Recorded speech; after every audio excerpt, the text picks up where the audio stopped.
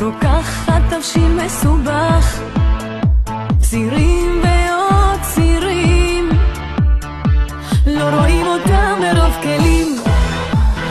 כל היום היא באותו מצב, קפה שחור או נס על חלב, מסדרת את הבלגן של הילדים אחרי הגן.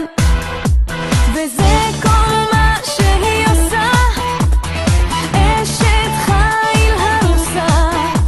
תקשיבי לי מתוקה, תקחי לך איזו הפסקה. יאללה תצאי מהכלים, שימי שמלה ועגילים, תצאי לבר המדובר או לסרט של אלמודובר.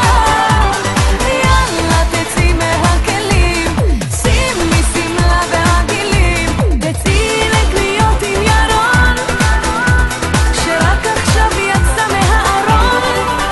והיא כל היום במשרד, על יד אותו מחשב נייד, מדפיסה מסמך ועוד מסמך, איך לא כואבת לך יד.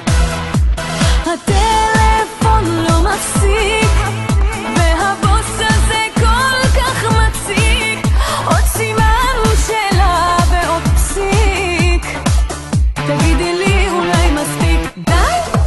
וזה כל מה שאת עושה, אשת חיל הרוסה. תקשיבי לי מתוקה, תקחי לך איזו הפסקה.